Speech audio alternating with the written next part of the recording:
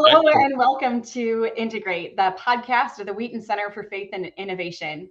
Our goal is to have conversations around the intersection of faith and business. I am Dr. Hannah Stolze, Executive Director of the Wheaton Center for Faith and Innovation, and I'm here with FT Chong, who is my co-host and parent of a senior at Wheaton College. He also runs private capital for Pine Bridge Investments. We are so glad to be here this week with Bonnie Jo Wurzbacher. Bonnie Jo has served as a senior executive in the C-suite of two major global organizations. Most of her career was spent in business with Coca-Cola Company, where she served in various senior management and marketing leadership positions, rising to senior vice president, global customer leadership. She was responsible for $1.5 billion portfolio of global customers and collaborative partnerships with their bottling partners worldwide. She also created and led the company's first global customer council and served on the first global women's leadership council.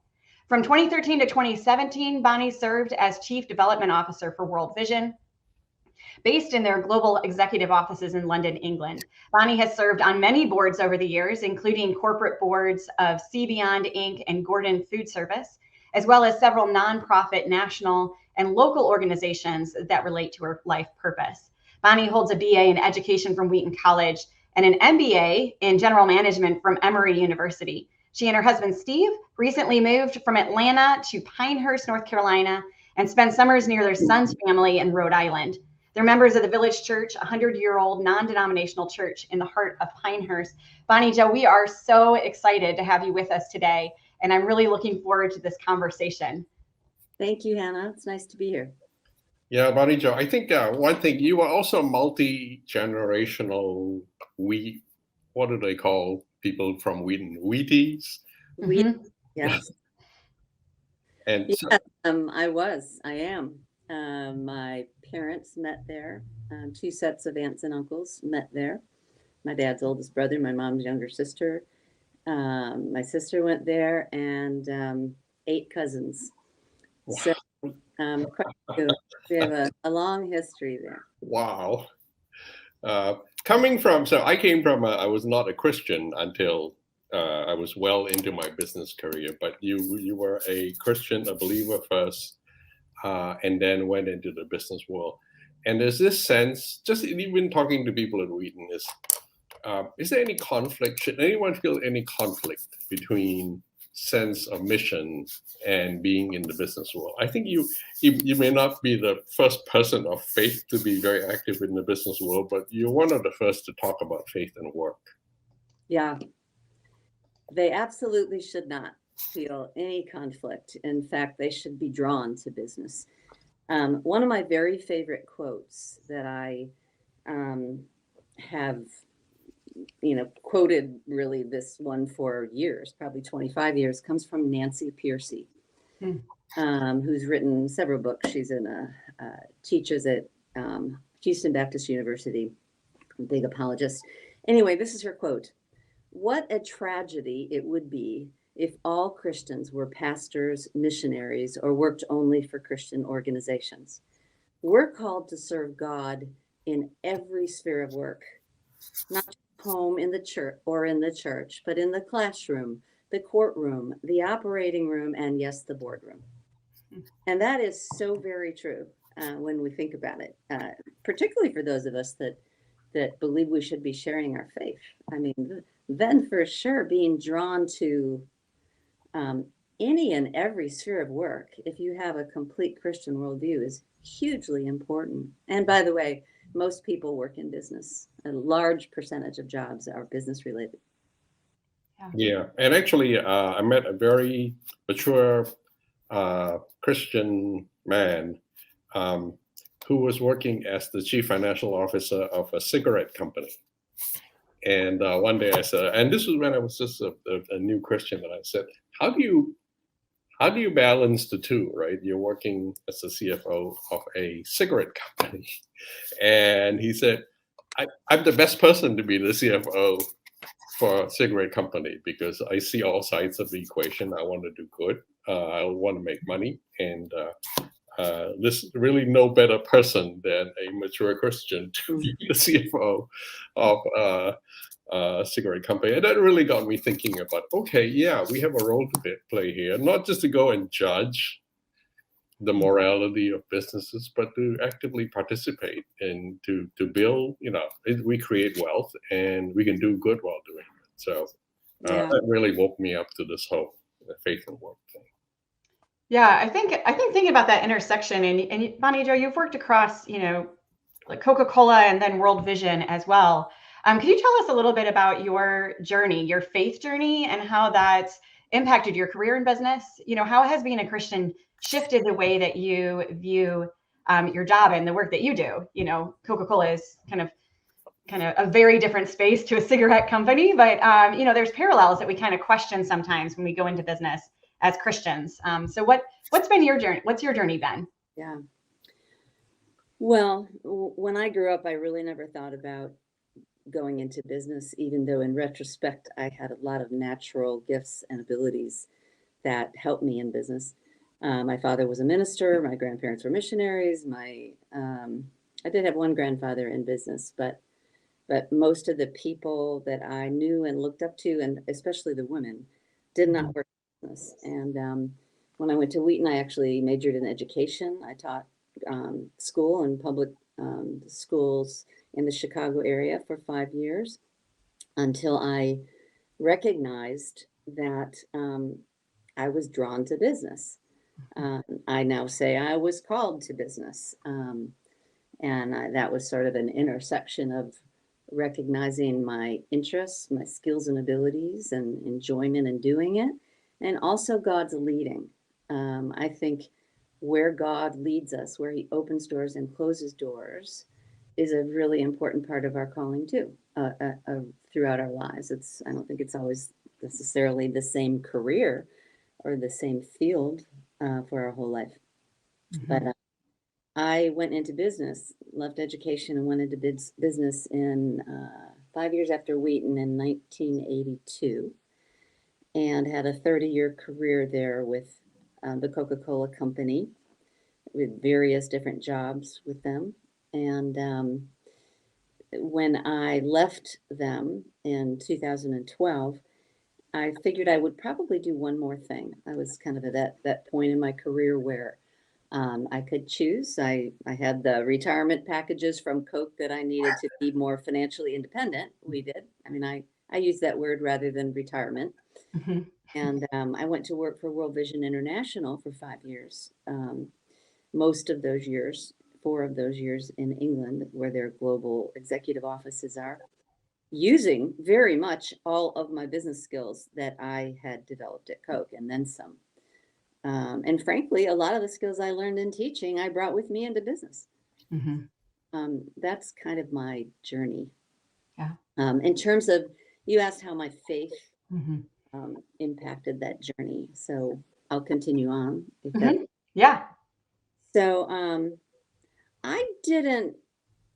I don't know. I mean, my faith impacted my work always because I've been a Christian since I was a young girl.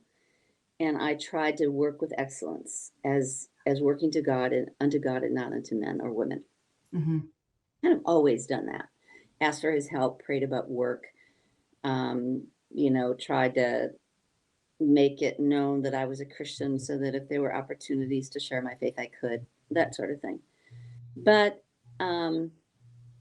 it honestly, the deepening of my understanding of faith and work and its integration and importance didn't really start until I was invited to speak in Wheaton and at chapel in Wheaton in 1996 by Dr. Litvin, who was president then. And I knew a whole year ahead of time, and I decided that I was going to speak on business in God's kingdom and about how we serve God in business, because I decided that if anyone had ever really spoken to me about that in an impactful and personal way, I probably would have gone straight into business and gotten the whole, in it or not, understood a lot more about integrating my faith. So back in 96, there weren't really a whole lot of books yet written on the topic, which there are many, many more of now. But besides talking to, reading the Bible and talking to Christian friends of mine in business and my pastor and all of that, I found 2 books that really impacted me. One was Michael Novak's Business is a Calling, which he had written in 1996. And the CEO at the Coca-Cola Company, Roberto Goizueta, was walking around. He was a big-time Catholic, walking around the company with it under his arm. And that's how I discovered the book. What is this book? And the other one was Nancy Pearcey's Total Truth, which I think is where that quote was from. And anyway, so I spoke in chapel, and in the process of putting that talk together, I also developed a theology that completely changed the way I approach my work at Coke. And I would also say I very much deepened my Christian worldview to be a complete worldview, starting with not only how we were created and why, but what we're here for. That it's not just about knowing how to die, it's about knowing how to live, and that includes. So those were the big things that impacted my the big faith-related things that impacted my work. Yeah.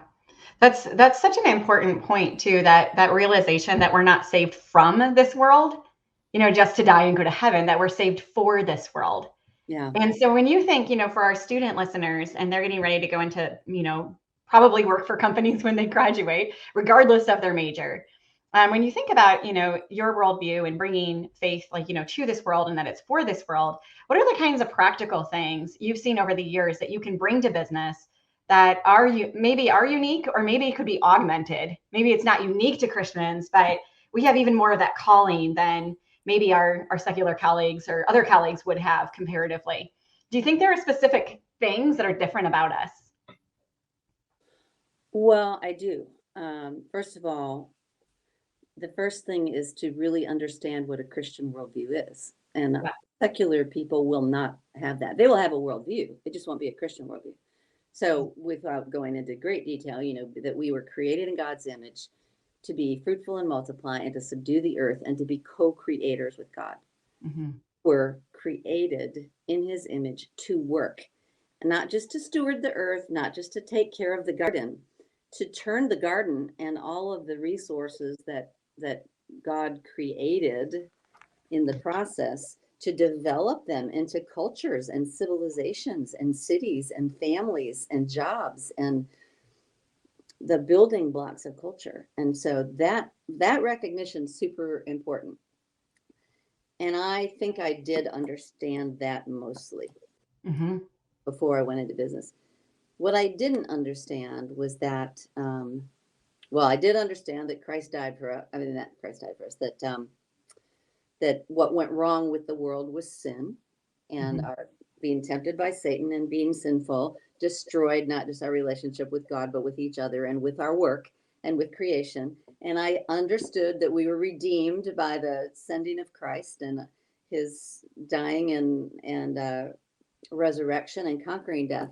But I didn't understand that he is now at work restoring the world and renewing the world, and he asks us to join him in that, which brings us kind of 360 to why we were created, to work with him, to use our gifts and abilities and the resources in this world to help people flourish. Yeah. And, as Christians, we have to understand how our work helps people flourish. And if we can't, then we need to find work that allows us to. I call that bringing meaning to our work rather than getting meaning from our work. I think our secular, to use a broad term, friends not only don't have a Christian worldview, they are trying to get meaning from their work. That it's somehow out there somewhere extrinsically, but it's not. So that made a big difference to me. Yeah, actually, it's. I'm glad you said the word flourish. It is part of what we would say shalom, right? Peace and flourishing. Flourishing through peace and having a worldview that accommodates morality, hard work, being creative, and all of that. So it is when Jesus said, "My peace I leave with you," it is actually shalom, and the type of peace that accommodates flourishing. So you are exactly doing what Jesus said to do, bringing shalom to the world, which is salam also, in the more Arabic word context. Well, and I know you haven't asked yet, and I still have a couple other things to say on this first question, but I know you haven't asked yet about innovation. It goes hand in hand with being created in God's image to be co-creators with Him. Yeah. We're created to be creative, just like God is. And so, innovation is a huge part of who we are and of our work. So that's for the next question. and actually in the business world, you find the opportunity to be creative. That is, it's also fun that there's the funds to support the creativity as well, right? So if you look at even the development of vaccines in the past couple of years, or many other things, it's just in business world, there is so much creative energy that's being released to make it happen. That's true. That really is true. And I mean, it's I mentioned in my summary that when I was asked to speak at Wheaton, I came up with a theology of business. That theology that actually surprised me was that the purpose of business in God's kingdom is twofold. First, it is to advance the economic well-being of communities throughout the world. And secondly, as the only source of wealth creation, it enables every other institution to exist. Churches, schools, hospitals, every 501c3, government, everything. And so that's why I think business is so, creativity and innovation is so important to business, because it's about, at least in a democratic capitalist society like we live, it is about new wealth creation and new ideas and bringing them to life and creating new wealth, not just redistributing old wealth, which is sort of what the world did until democratic capitalism was created by the United States in 1776, and dramatically changed the poverty map in the world, not only in our country but in the world. Yeah, not only necessarily in democratic countries, but it does alleviate poverty. Maybe not spiritual poverty, but at least economic poverty. Yes, the reason I brought up democratic capitalism, because that had not been invented before, and that was the driver of free enterprise, which really got the engine going. And when that happened, there were no other democracies in the world. Now there are, though not all of them have economic freedom, but a lot of them have political freedom. Yeah. Have you written the book yet? Not yet. You should expand on it. One other thing that in your theology of that book, theology of business is business fosters connection between cultures that would otherwise be politically or socially separate or even hostile to each other. Because of business, I think you said somewhere you went to Saudi Arabia, or I've also spent time in the Middle East, dealing with people that I otherwise would have nothing to do with, that I would never would have had the chance to have dinner and talk about religion or beliefs, right? Yeah, well, business, Saudi Arabia is one of the few countries I haven't been to, but business very definitely requires, as a foundational value, not only creativity, but also community building and teamwork and relationships. And it's, people working together for a common cause and common purpose. It's not that business is the only one that does that, but business is very reliant on that. And I think, Bonnie Jo, in your background, you worked at Coca-Cola and then you worked at World Vision. And I think at World Vision, we can imagine, like, we're predisposed to think nonprofits are going to do more good things. But I would really like to ask about your time at Coca-Cola, especially as Senior Vice President of Global and Customer Leadership.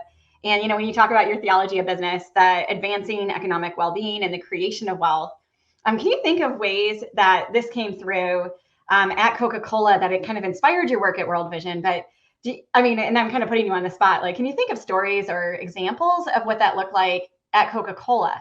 Because I think that is always a little bit more maybe of a stretch of our imagination. Okay, well, let me start with Coke. So this is the big things I learned about the Coca-Cola system when I started looking at it through new eyes and a heart.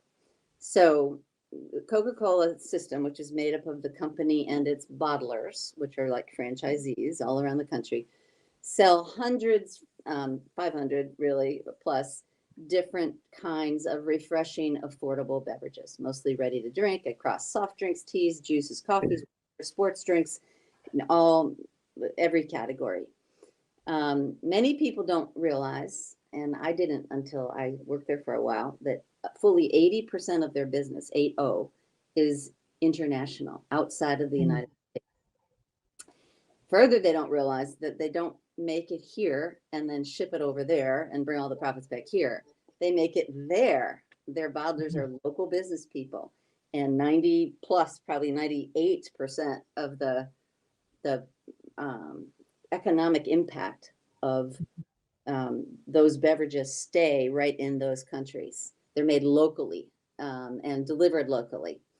They create, the company and its bottlers create about 1 million jobs around the world directly. But for every one they create directly, they create another 10 indirectly through the farmers and the distributors and the small retailers and everyone in the supply chain that is impacted by it. They pay billions of dollars in taxes to government. A lot of people forget that only employed citizens and businesses pay taxes.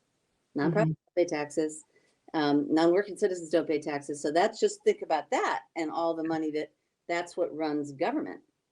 And all the education and all the welfare programs and all Medicare, you name it. I mean, that's a big impact that they have. They invest billions of dollars in business partners and supplies. They they spend billions of dollars on jobs, salaries, and benefits for the people that they employ. They spend billions of dollars on shareholder value, with returns that are provided to the investors that give them their money to invest and in dividends, and also in philanthropy, not only directly from the company, but through and inspiring and matching employee giving. So that's sort of some direct. I mean, if you don't make a profit as a business, you will fail. You will not be sustainable. That's actually what sustainability means in business. But it is not sufficient for success, not anywhere near sufficient. So, and there is a huge multiplier factor from one business to another. So for example, you have to have products and services that you make that people value and want and will pay for. If you don't have that, you don't have a business. You create jobs and economic growth and hope.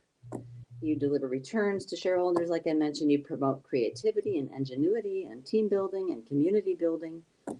And basically, every business creates value way beyond the value of the business itself. So when I saw that, one of the things I did with my career is I was always on the customer side and the sales side, not consumers, but businesses. Like I ran the McDonald's account for them in North America. And the last 7 years I was there, I was Senior VP of global customers. They're big, large business customers.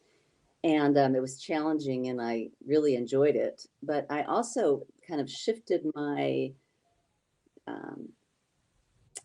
the jobs I went after and where I wanted to kind of move my career there were international, because I felt like you could more easily see the impact of that around the world internationally. Like you can find Coca-Cola everywhere, and it's because of these local, the local bottlers and these local distributors that are so creative. I mean, you've probably seen if you, pictures and or heard of all the incredibly creative ways that Coca-Cola is distributed to very remote areas from the larger cities of those countries. But I enjoyed that, and I liked the interaction. I was always drawn to sales and the fun of it and the people orientation of it and the problem solving of it and the revenue generation of it. Mm-hmm. So I stayed in that area primarily. But it became, I just saw the bigger picture of business and of Coca-Cola and the impact it could have, not just including how what I did impacted it, but not just my own little world, but being part of a much bigger organization. And every business, no matter how big they are, every single business has this multiplier effect. Yeah. Not only of the value they're creating for all of their stakeholders, not including the product and service, but not just that. Yeah. And also the indirect multiplier factor in the community. Mm-hmm. And so, I mean, our country is still made up primarily of small businesses, many of whom are still family run, and many of whom are run by women, by the way. Yeah. So it's a great, I don't know if it's still 80%, but the numbers used to be that 80% of all people worked in business, and probably more than that are impacted by it. Yeah. So I came to appreciate it, to realize that our work is the main way we're engaged with God in the world, and not just to share our faith. I mean, my experience was that I didn't have a very direct opportunity to share my faith very often at work. Mm-hmm. Sometimes through relationships that I built at work, but not usually in work, usually outside of work. It was more the kinds of ways that I integrated my faith in work were more like choosing work that was based on my God-given talents and abilities rather than chasing after money, power, or prestige. It was doing my work with excellence, like I already mentioned, as unto God and not for the praise of others. I mean, that can sometimes come, but if you find that that's what you're working for, you need to stop and question it. It was serving my customers and clients and coworkers well, and remembering that even the difficult ones are made in God's image, and that I had to learn, and this took me a while to learn, that relationships are just as important as results sometimes. Mm-hmm. That in the longer term, they are. Or let's just say you have to do both. Yeah. You can start out all about results, but if you're going to be promoted and grow and get more responsibility, it is not going to be just about that, because it's a very community building, people oriented job. I learned that the blessings that I got from work,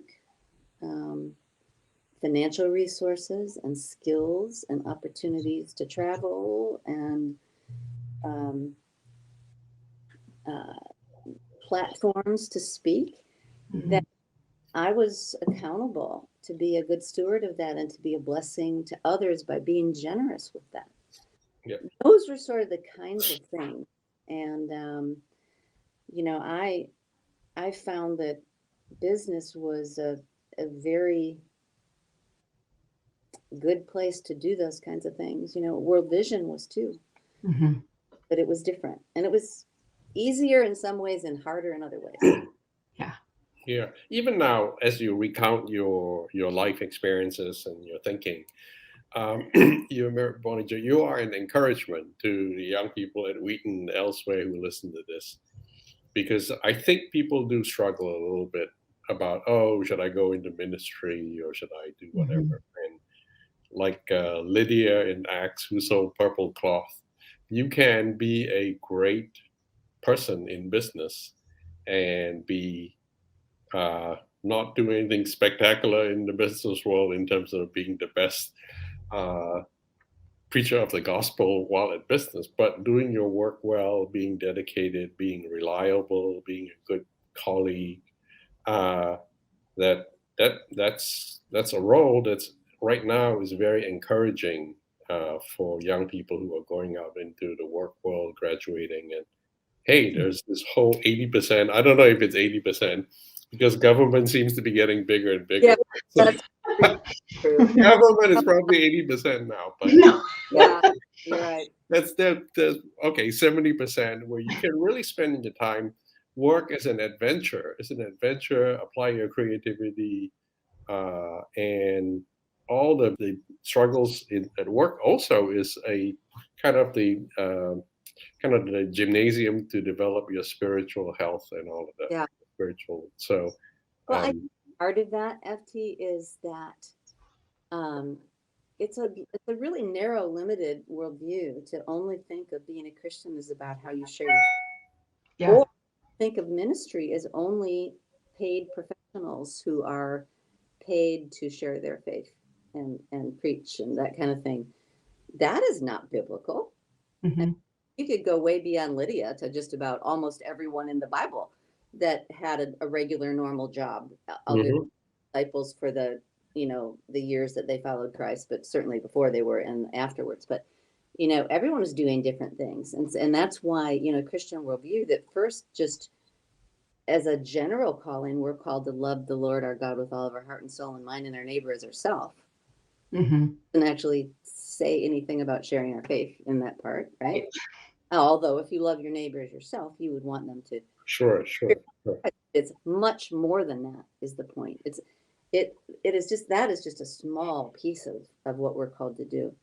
And then to recognize that we're called to advance the world and to help it to flourish and give people abundant life, and that we are to join Christ in his renewal and restoration of the world.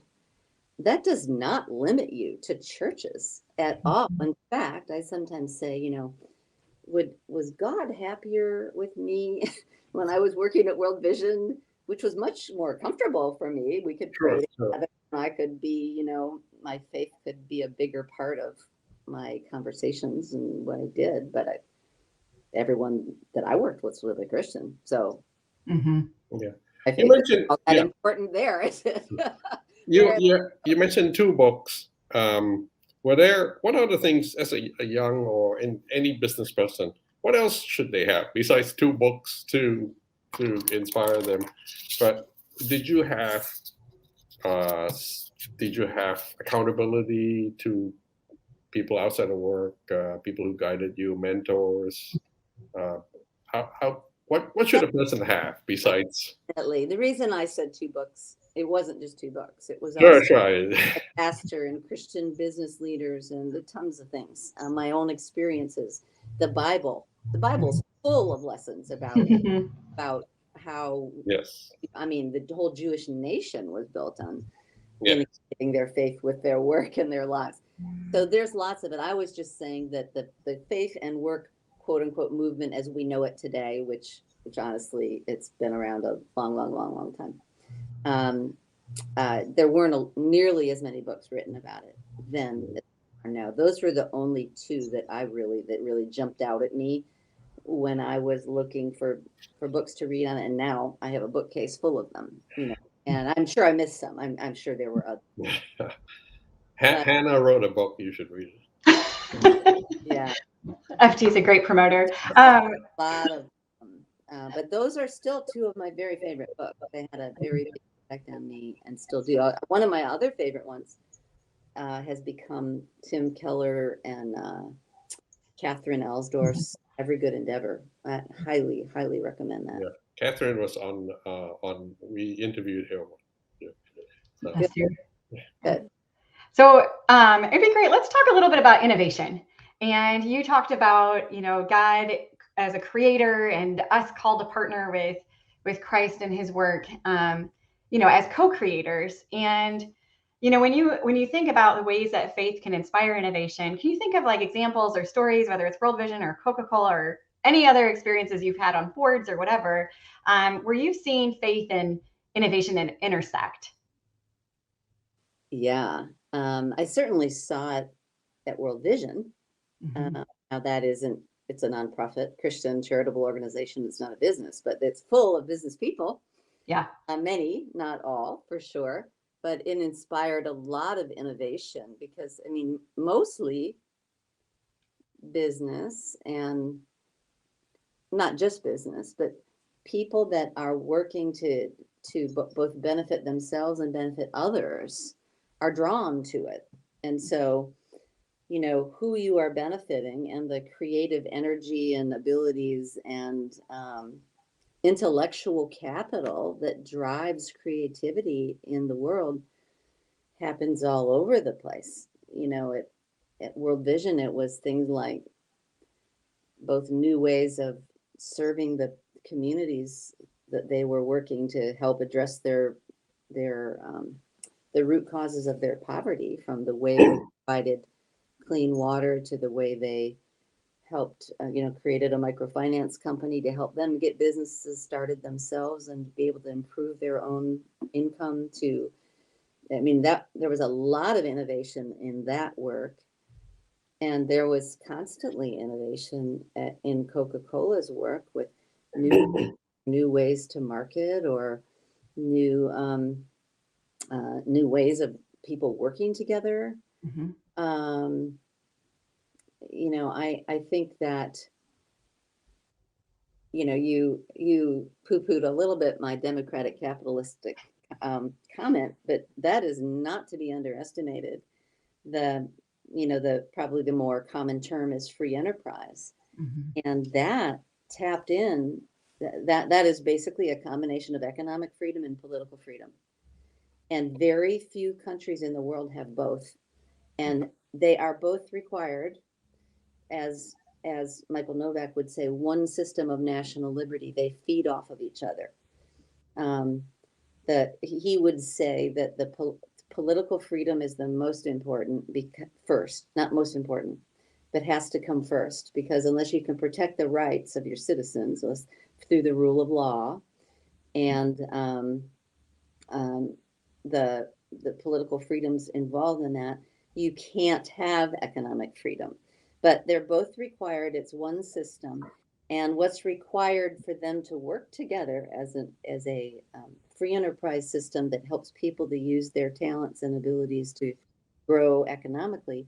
What's required for both of them to work is a moral culture, a moral culture where people know right from wrong and respect it, and the rule of law, protecting rights, and to have all three, political freedom and economic freedom, based on a moral culture, is very rare in the world and has become very much at risk in our own country as of late. Mm-hmm. And it's that combination is what spurred the development of our country as the most diverse country by far in the world, by attracting immigrants from all over the world who were basically fleeing socialist countries and communist countries, or had no ability to advance the well-being of their families, because the pie didn't grow. If you might have businesses in a country, but if it's not growing, you have to redistribute wealth, and people get greedy and hold on to what they can. And free enterprises changes all that, because it's about economic and political freedom and creativity and growth, where you don't have to make rich people poorer to make poor people richer. Mm-hmm. And that's exactly what it did, not only in our country but around the world. But it's still an experiment that is barely over 200 years old. Yeah. And we could easily lose it if we don't Yeah. understand it. By the way, I didn't poo-poo it. I do fully agree with you that the combination of political economic freedom fosters creativity and risk-taking, but then it has to be modulated by some moral It standard does. of morality. So it takes all three to make it work, because you could be wildly risk-taking and creative, but without a sense of morality, you could also cause a lot of, environmental damage or whatever it is. Right. And what I like to say is, what I often say is, I don't worry that much about ethics in business. First of all, it's not so much the entities themselves, the sectors or industries themselves.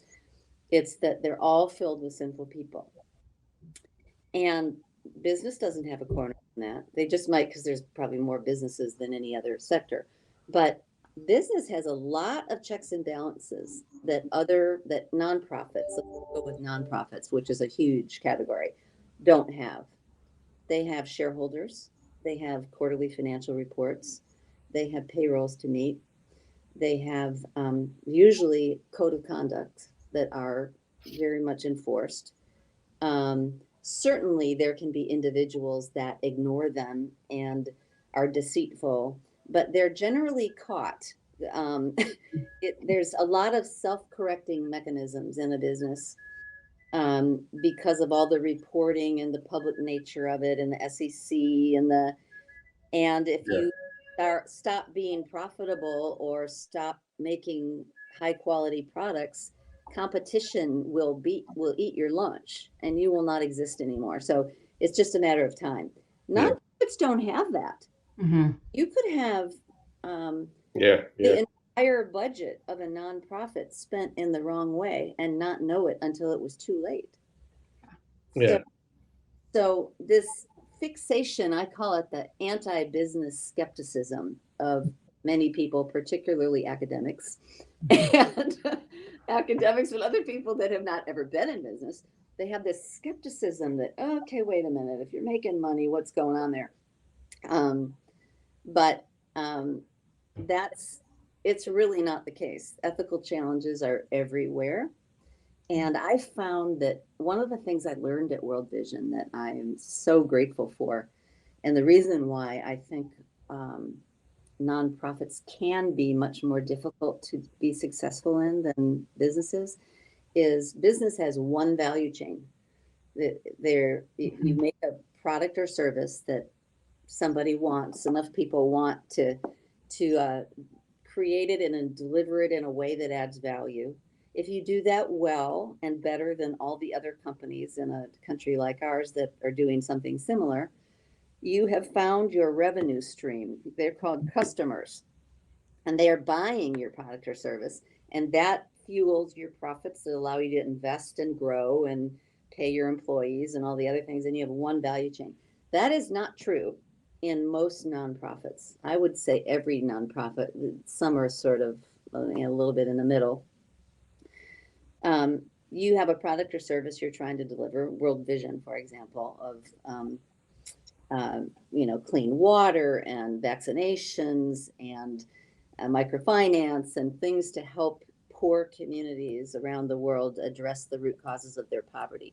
And they could do that extremely well, better than all the other nonprofits that do similar work globally or locally. And even if they did that incredibly well and could measure it incredibly well, which is another hard thing in nonprofits, they would not have found their revenue stream, because almost no nonprofit sells their products or services completely. You would argue, well, a school gets some percentage of their income by the tuition it charges, but not all, as you know, and most don't get any of it. They're providing a service there. So they have to find another value chain called donors or investors, or usually donors, that care about the cause and decide to give to them versus the hundreds of other choices they have to give to get a revenue stream that then has to be the right kind of revenue stream to do that work well on a sustainable basis. I was responsible for the revenue stream part of World Vision International, is working with the 20 countries that raised $3 billion a year that was then spent on the work in 80 other countries. Well, that's hard. It's way easier to go figure out how much money you can make and then go say, okay, now go do this, or please give it to us with no restrictions whatsoever so we can do whatever we want to with it. That doesn't happen. So it's hard. You have two value. You have the revenue stream separate from the product or service. And that's not true in business. And that's partly why the ethical piece of it is trickier on the nonprofit side, because it can so easily, intentionally or unintentionally, be abused. And business can be, but it has to be pretty secretive and pretty, pretty undercover for a while, because if it were obvious, it would never advance. Yeah, there's much more transparency in companies, especially public companies. Yeah, and not-for-profit, you sometimes have to struggle to figure out how are they spending the money. You do, and in fact, there's rarely a really clear measure of that. What is measured by the accountability groups? Overhead, which is ridiculous, because many, many, many nonprofits, the people are their service. That's true for World Vision. So you're saying the fewer people you pay, the better you're doing? Well, I mean, it's better than nothing, but it's not even close to a good metric to measure how well a nonprofit is performing. I think, so we're just about at the end of our time. So before we close out, FT and I always love to think about what can we do tomorrow based on what we heard today. So I'll kind of kick us off if all of us want to think about, for our listeners, what is one thing we can practically take away from this and think about, how do I apply this when I go to work at my nonprofit organization that God's called me to? And Bonnie Jo, the thing that stood out to me the most, and I really loved how you said this, positioning, not looking for meaning in work, but how do we draw meaning out of it? Like, what meaning do we bring to the work that we're doing? I think that's how you said it. So I'm even going to think about that tomorrow. Like, what meaning do I bring when I go into the classroom? Not what meaning does it give me? And so thank you for that. I think that's a really good takeaway, even for students. That's your occupation, right? So how do you bring meaning to your job and your vocation as a student tomorrow? Yes, that's definitely one of the things. Another thing I'd say is to start thinking about how your faith impacts your work. I often think, for example, the role of prayer. Mm-hmm. Do you pray for your work? Not just for the people you work with and not just for their salvation, but actually the people you need to work with to get your job done, and the impact of the actual work itself. Dorothy Sayers used to say, you serve the work, like doing the work well. How well are you doing it? And what value does it bring to whom? Yeah. And to start thinking about your work that way, and thinking about the various ways that you can do your work with excellence, that you can make an impact on the people you work with, the way you start your day and end your day, praying about your work and asking God to join you in it, and looking for what it would take to restore your work. I mean, every work has tons of flawed things about it. That's part of the nature of the fall. So where are you in your job that you could make a difference in fixing, improving, making it so that it could be more honoring and glorifying to God and to others, that shows, what are some ways you could do that in your job and in your company? And praying about it in the morning and thinking about where you saw God's hand in the evening. I've found the prayer of examine to be really helpful, where you kind of, at the end of the day, you wait to feel the Holy Spirit as you are meditating on your day, and you think through the different things you did in the day and where you saw God's hand and what he might have been teaching you, and where you responded well and where you totally missed it. And then you pray from that, and then you think about tomorrow and all the meetings and the activities. And by the way, you can do this with your life, not just with your work. that Yeah.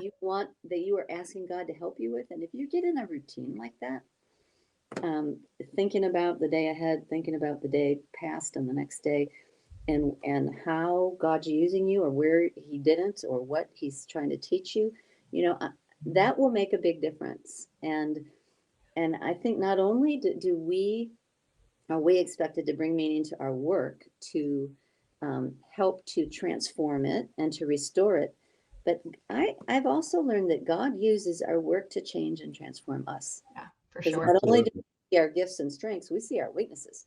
Mhm. And that daily examine thing kind of helps you see both.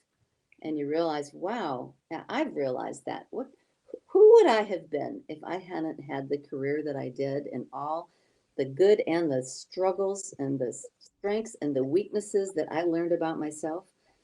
I don't know. I wouldn't have been the same person. So really practical sorts of ways, the business, besides creative and community building, is very practical. And I Mhm. love that about it. Yeah, thank you. For me, it's Luke 15. I've been working on this the past few days, which is Jesus does his work with the tax collectors and other people. And then I wrote down Luke 15:2, the Pharisees and scribes grumbled, saying, "This man receives sinners and eats with them."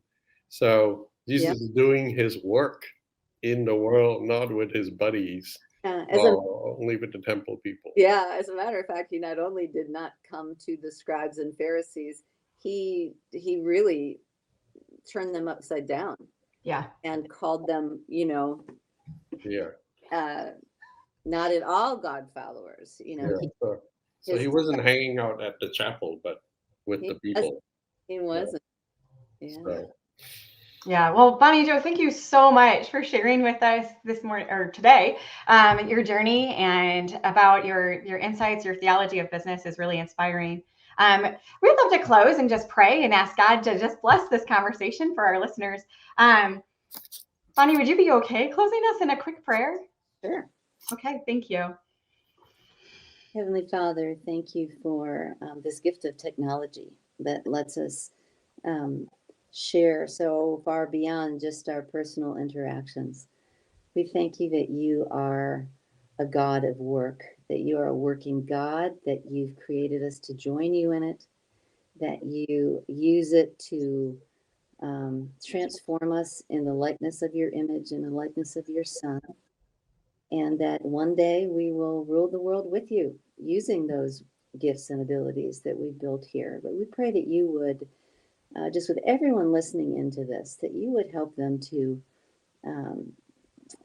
feel your presence as they work, to feel your joy, to fill them with meaning and an understanding of how they can use their work to bring glory to you and to love others and to love themselves. And I ask your blessing on Hannah and on FT, and thank you for their leadership in this regard. And we pray that you would just bless their work in innovation and integration beyond all their hopes, and in a way that honors you and your kingdom. In Jesus' name I pray, amen. Amen. Thank you so much. You're welcome. Thank you. Have a good afternoon. You too. Thank you.